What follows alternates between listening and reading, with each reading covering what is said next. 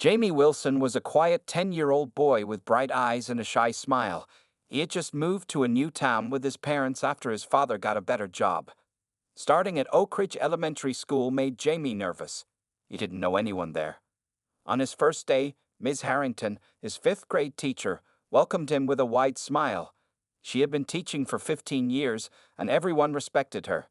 She had neat black hair always pulled into a tight bun and wore glasses that made her eyes look bigger than they were. "Welcome to our class, Jamie," she said, pointing to an empty desk near the front. "You'll sit here where I can keep an eye on you." The first week went by without problems. Jamie tried to make friends during lunch and recess. Some kids were nice to him, but he still felt like an outsider. Miss Harrington often praised his neat handwriting and good behavior in class. During the second week, Jamie noticed something strange. Miss Harrington started walking by his desk right before lunch break every day. On Tuesday, she stopped beside him. "Jamie," she said quietly so other students couldn't hear. "The school has a special program where good students contribute to classroom supplies. I need you to give me your lunch money today." Jamie looked confused. "But what will I eat?" Miss Harrington's smile didn't reach her eyes. "The cafeteria has free options for students who forget their lunch. This is part of being a responsible student at Oak Ridge." Not wanting to seem difficult at his new school, Jamie handed over the $5 his mom had given him that morning. Miss Harrington quickly put it in her pocket. "Good boy," she said. "Don't mention this to the other students. They might get jealous of your special role." That day, Jamie ate a plain sandwich from the free lunch table. It wasn't very good, but he didn't complain. The next day, Ms. Harrington was waiting again. "Classroom donation," she whispered, holding out her hand. Jamie gave her his money and again ate the free lunch option. By Friday, Jamie realized this would happen every day. He tried watching to see if other students gave money too, but he never saw anyone else do it. When he tried asking Billy, who sat next to him, Billy just looked confused. "What classroom donation? We don't do that," Billy said. Jamie felt his face grow hot with embarrassment. "Oh, never mind. I must have heard wrong." The following Monday, Jamie tried walking to lunch quickly to avoid Ms. Harrington, but she called him back. "Trying to forget something?" she asked with a stern look. Her voice was still quiet, but her tone made Jamie's stomach feel tight with worry. "No, Ms. Harrington," he said, reaching into his pocket for his lunch money. "Remember, this is our special arrangement," she said after taking his money. "If you forget again, I might have to call your parents about your classroom behavior." Jamie didn't understand why he was being singled out, but he was too scared to question a teacher. Every day after that, he handed over his lunch money without saying a word. At home, when his parents asked about school, Jamie just said everything was fine. He didn't want them to worry or think he was causing problems at his new school. But each night, he went to bed feeling more and more anxious about the next day. As weeks passed, Jamie grew thinner. The free lunches weren't enough, and he was always hungry by afternoon. But the fear of getting in trouble kept him silent about what was happening with Ms. Harrington and his missing lunch money. By the time October arrived, Jamie had lost weight. His clothes hung a little looser, and dark circles appeared under his eyes. Every morning, he would stare at his breakfast, knowing that lunch would be another disappointing free sandwich from the cafeteria. "Sweetie, you need to eat more," his mother Sarah said one morning, pushing his cereal bowl closer. "Are you feeling sick?" Jamie shook his head. "I'm not hungry, Mom." Sarah exchanged worried glances with David, Jamie's father. "You're never hungry anymore. Is something wrong at school? Are the other kids being nice to you?" "School is fine," Jamie lied, stirring his cereal without taking a bite. "The kids are okay?" David put down his coffee mug. "Then why aren't you eating? You used to love breakfast." Jamie just shrugged. He couldn't tell his parents what was happening. Miss Harrington had made it clear that talking about their special arrangement would get him in big trouble. "Maybe I should pack you lunch instead of giving you money," Sarah suggested. "I could make your favorite sandwiches." Jamie's eyes lit up for a moment before dimming again.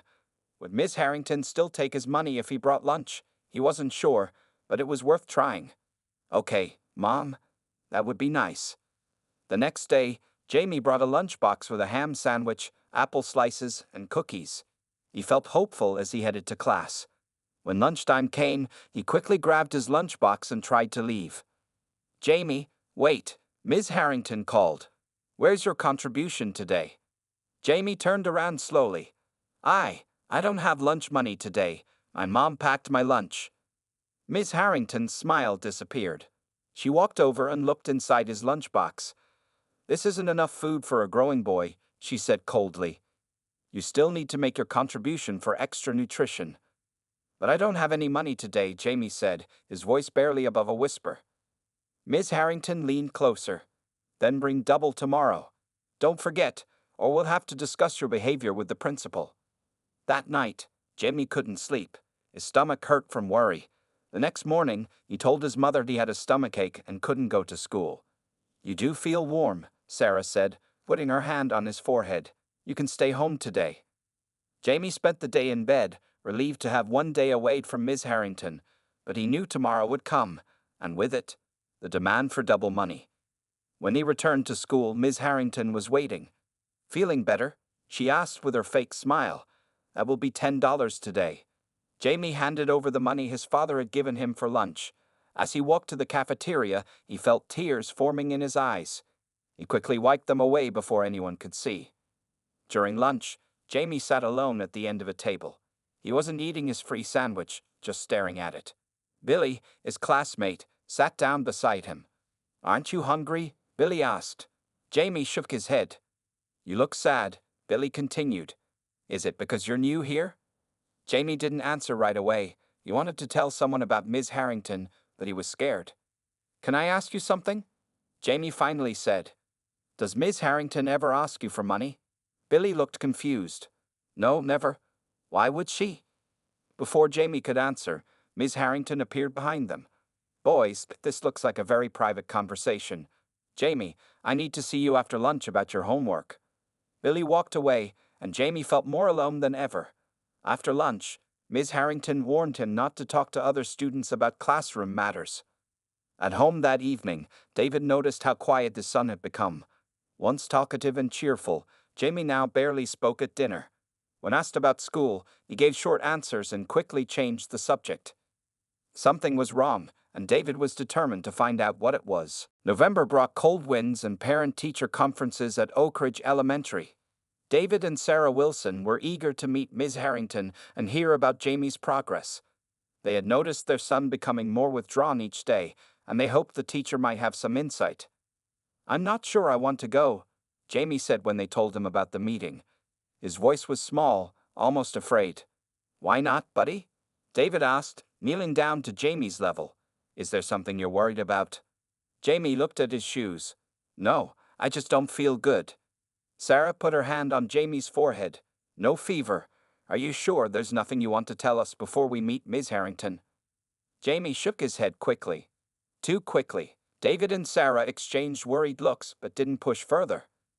That evening, they sat in the small chairs in Ms. Harrington's classroom while Jamie waited in the school library. The teacher greeted them with a professional smile.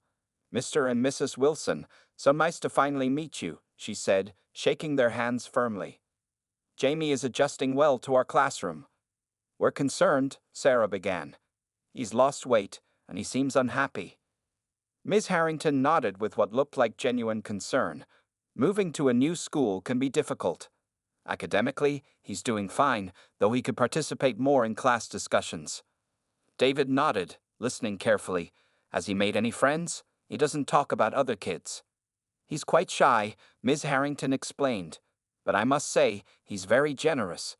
His contributions to our classroom fund have been most appreciated." David tilted his head. "Classroom fund? What's that?" Ms. Harrington's smile didn't waver. "Oh, it's completely voluntary. Some students choose to donate their spare change to help buy extra supplies for special projects. And Jamie has been contributing to this?" Sarah asked, confused. "We've never heard about it." "Oh yes," Ms. Harrington continued. "Almost daily. He's one of our most consistent contributors. Such a giving child you've raised." On the drive home, David's hands gripped the steering wheel tightly. Something felt wrong. Jamie sat quietly in the back seat, looking out the window. "So, Jamie," David said casually, Ms. Harrington told us about the classroom fund. That's nice of you to contribute. In the rearview mirror, David saw his son's face go pale. Jamie's hands started trembling. I had to, Jamie whispered. Sarah turned around in her seat. What do you mean, you had to? Is someone making you give money? Tears filled Jamie's eyes. He looked terrified. She takes it every day. She says it's the rule for me. Who takes it? David asked, already knowing the answer. Ms. Harrington, Jamie said, his voice breaking. She makes me give her my lunch money every day. If I don't, she says I'll get in trouble. Sarah gasped. How long has this been happening? Since my second week, Jamie admitted, the words now pouring out. She says it's our special arrangement. She told me not to tell anyone or I'd be in big trouble. David pulled the car over. He turned around to face his son. Jamie, look at me. What she's doing is wrong. Very wrong. Teachers should never take money from students. But she's a teacher, Jamie said, confused. Don't I have to do what she says?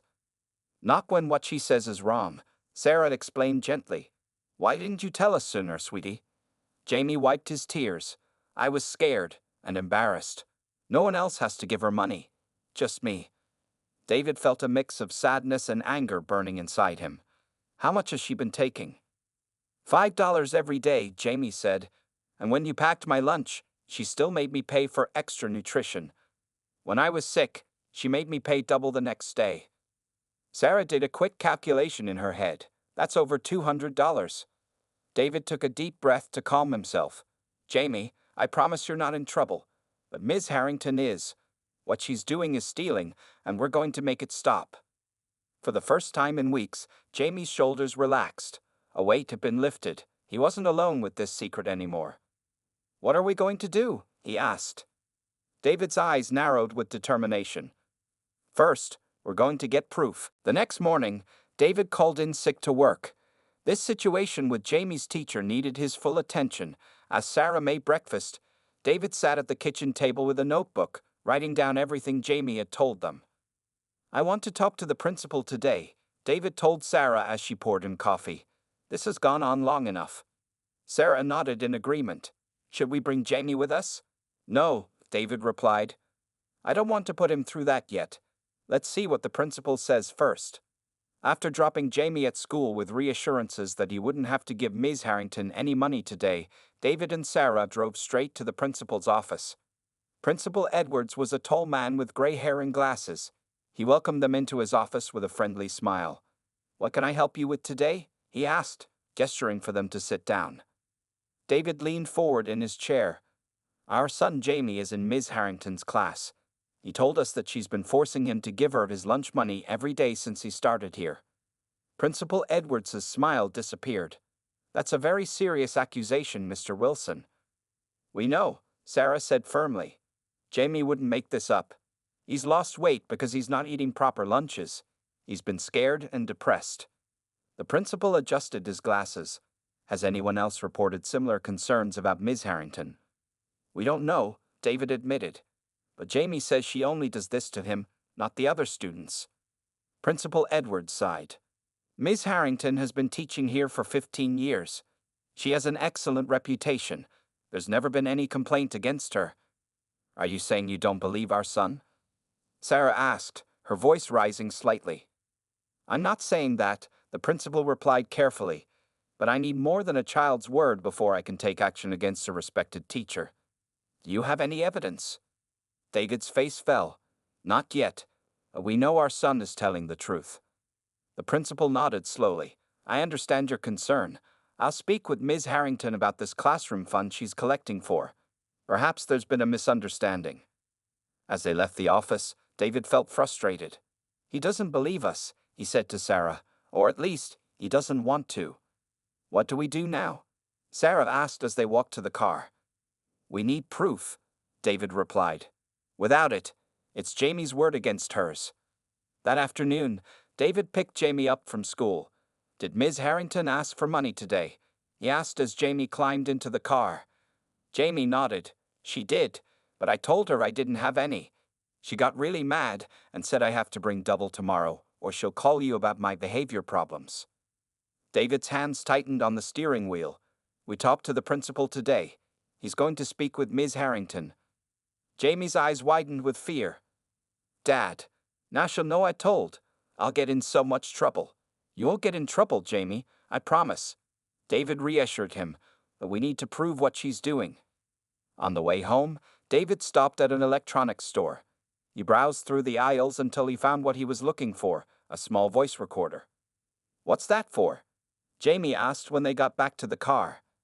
Evidence, David explained. We need to record what Ms. Harrington says to you when she asks for money. That evening, after dinner, David showed Jamie how the recorder worked. Tomorrow, I'll put this in the front pocket of your backpack. All you have to do is make sure your backpack is with you when Ms. Harrington talks to you. Won't she see it? Jamie asked nervously. No, it's very small, and it'll be hidden in your bag, David assured him. Just act normal. I'll give you the money to give her, and the recorder will catch everything she says. Jamie still looked worried. What if she finds it? Sarah sat down next to her son. She won't be looking for it, sweetie. And if anything goes wrong, just call us right away. We'll come get you. That night, David carefully tested the recorder to make sure it worked properly. He placed it in the small front pocket of Jamie's backpack where it would be hidden, but could still pick up voices clearly. Tomorrow, he told Sarah as they got ready for bed, we'll get the proof we need to stop this once and for all. The next morning, the Wilson family woke up earlier than usual. The sun had barely risen when David carefully checked the voice recorder one last time.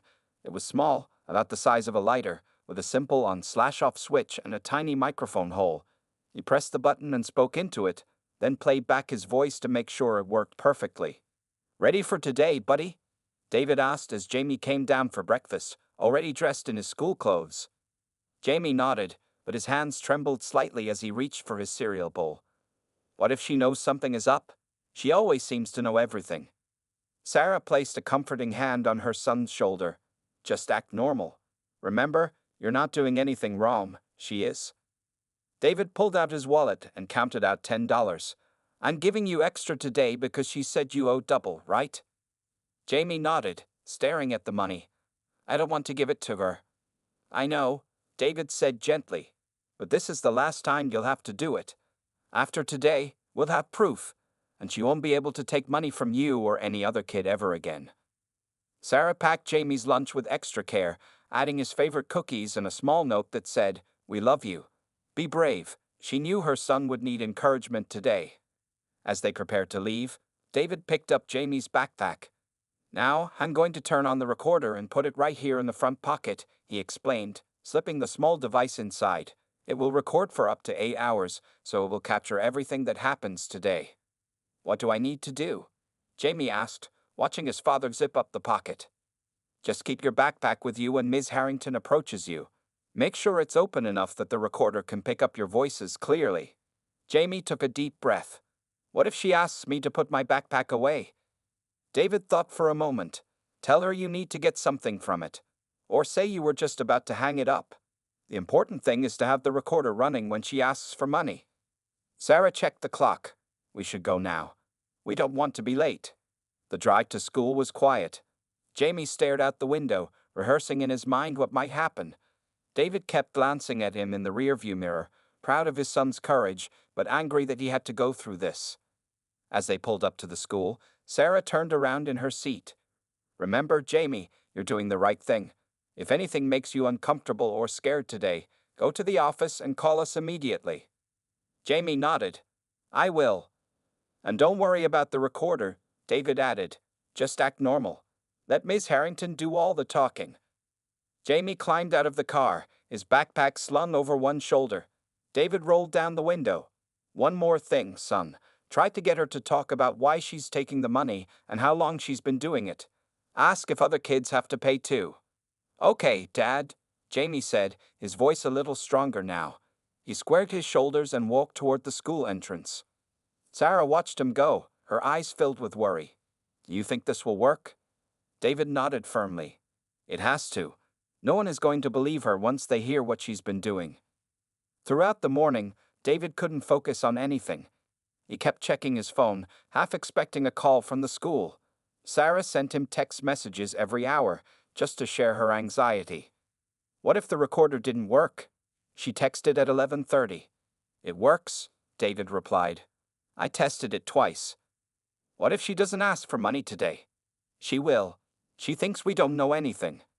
At 11:45, David sent Jamie a text. Stay strong. Almost lunchtime. We love you.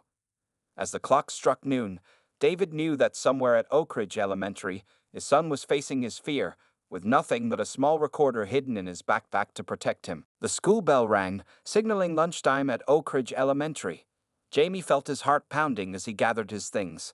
He made sure his backpack was slightly open, just as his father had instructed.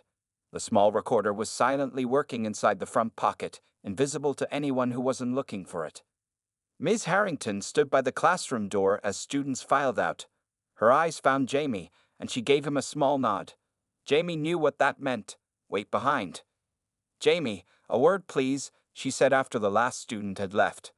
Her voice was sweet, but Jamie could see the hardness in her eyes. Yes, Ms. Harrington? Jamie stood near his desk, making sure his backpack was positioned well between them. I believe you owe me something from yesterday, she said, holding out her hand. Plus today's contribution. Jamie reached into his pocket and pulled out the $10 his father had given him.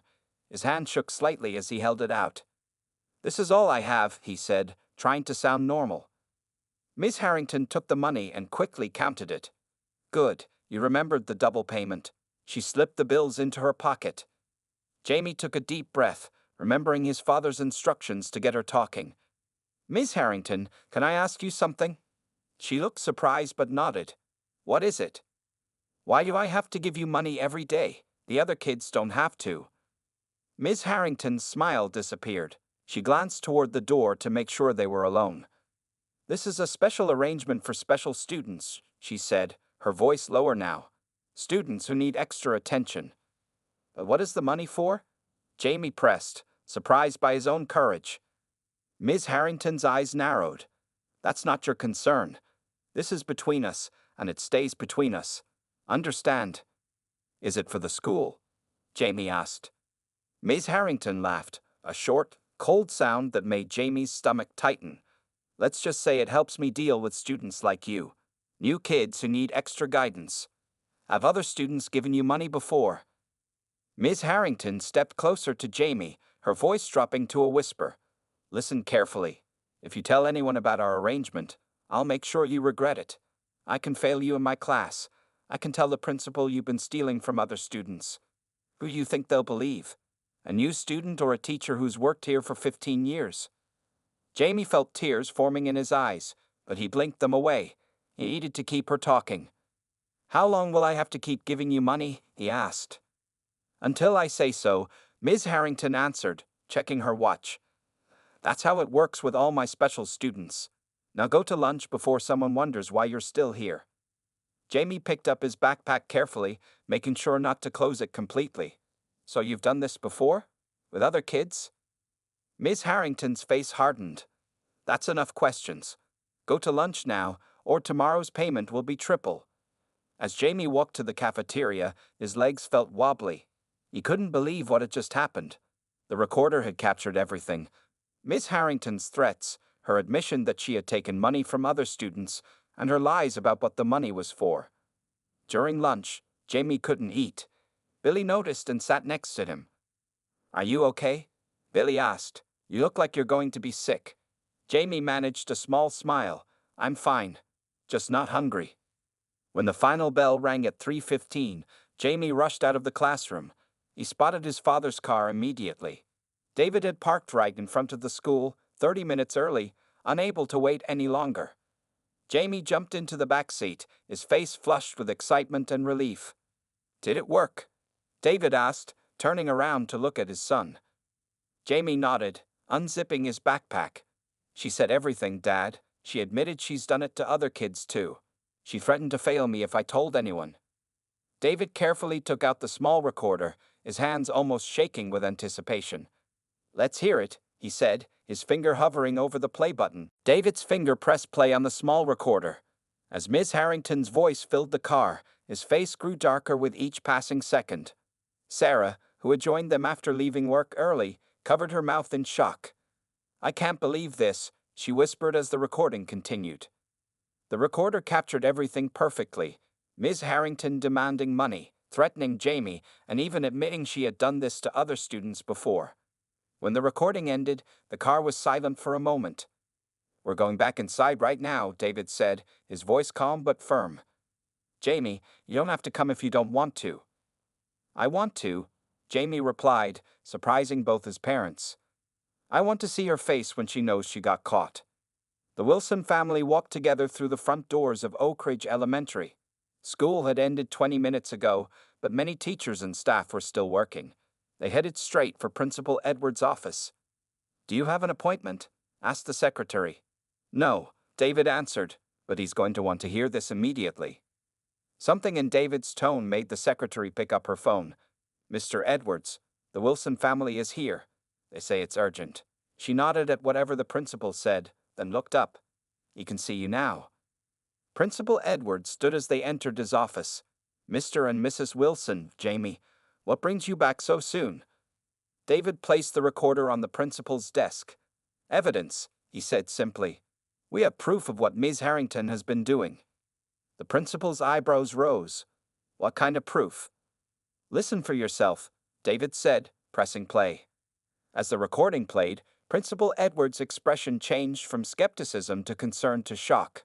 By the time it finished, he was already reaching for his phone.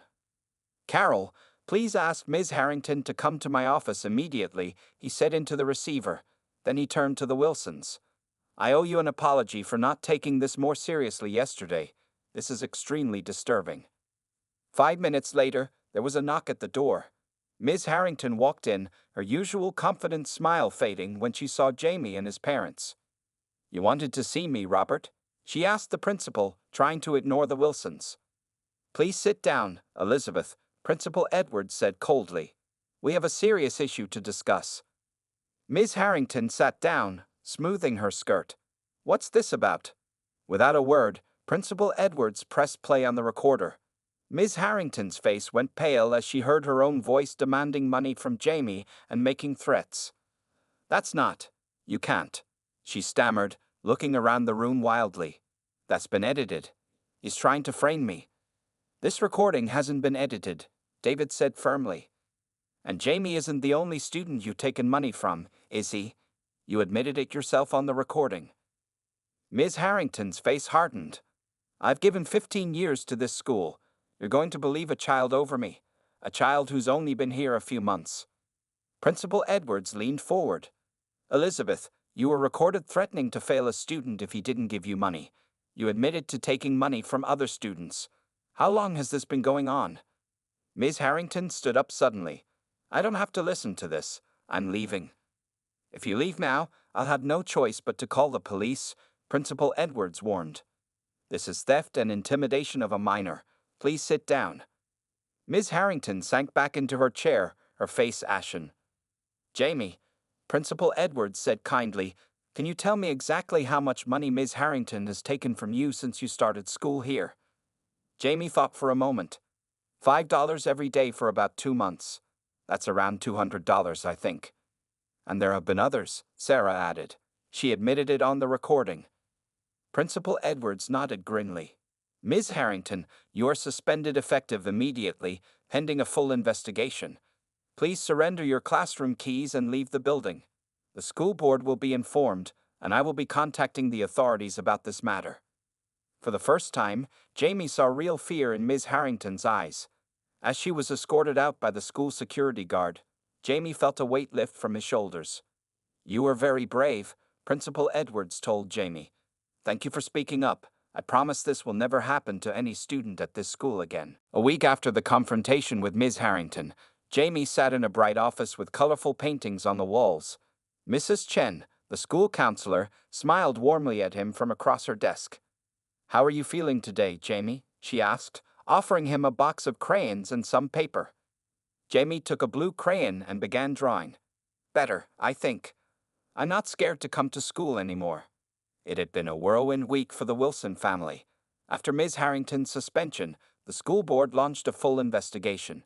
They discovered that over her 15-year career, she had taken money from at least 7 other students, all of them new to the school and vulnerable like Jamie. You know, Mrs. Chen said gently, what happened wasn't your fault. Ms. Harrington was the adult, and she did something very wrong. Jamie nodded, concentrating on his drawing. I know that now. Dad says she was a bully with a teacher's badge. Mrs. Chen smiled at the simple wisdom in those words. Your dad is right, and you helped stop her from bullying any other children. The police had become involved, and Ms. Harrington was now facing serious charges of theft and intimidation of minors. The story had even made the local newspaper, though Jamie's name was kept private to protect him. The new teacher seems nice, Jamie said, switching to a green crayon. Mr. Roberts doesn't make me scared. After Ms. Harrington's removal, the school had quickly brought in Mr. Roberts, a young teacher with kind eyes and a patient manner. He had gone out of his way to help Jamie feel comfortable in class again. That's good to hear, Mrs. Chen replied. And how about lunch? Are you eating better now? Jamie smiled, his first genuine smile in weeks. Mom packs me lunch every day, and I eat all of it. Dad says I'm already gaining back some weight. The office door opened, and Principal Edwards stepped in. Sorry to interrupt, but I wanted to check on our brave young man. Jamie looked up from his drawing. The principal no longer seemed scary or intimidating to him. In fact, Principal Edwards had visited Jamie's classroom every day since the incident, making sure everything was going well. I'm doing good, Mr. Edwards, Jamie said. I'm glad to hear it.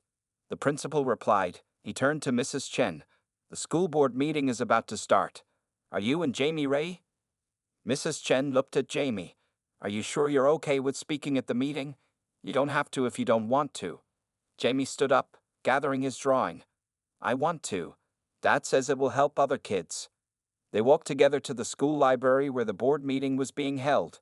Jamie's parents were already there, sitting in the front row. When they saw Jamie, their faces lit up with pride. There's my brave boy, Sarah said, hugging him tight. David squeezed Jamie's shoulder. Ready, buddy? Jamie nodded. Inside, he felt a flutter of nervousness, but it wasn't the same as the fear Ms. Harrington had caused. This was different. This was the feeling of doing something important. The board chairwoman called the meeting to order. Today, we're implementing new policies to prevent what happened with Ms. Harrington from ever happening again, she announced. And we have a special guest who helped bring this situation to light. Jamie walked to the front of the room with his parents. The room was full of adults, teachers, parents, and board members, all looking at him with respect.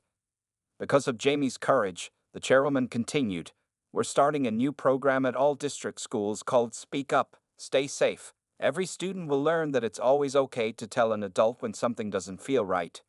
Jamie looked out at all the faces watching him. 6 months ago, he had been the new kid, afraid and alone. Now he stood tall, knowing he had made a difference. Would you like to say anything, Jamie? The chairwoman asked. Jamie hadn't planned to speak. The words came to him naturally. If something bad is happening to you at school, tell your parents or another adult you trust. Even if you're scared, especially if you're scared. There are more good adults than bad ones, and they will help you. As applause filled the room, Jamie felt completely different from the boy who had handed over his lunch money in fear each day. That boy was gone. In his place stood someone stronger, someone who had learned that speaking the truth, even when it's hard, is always the right thing to do.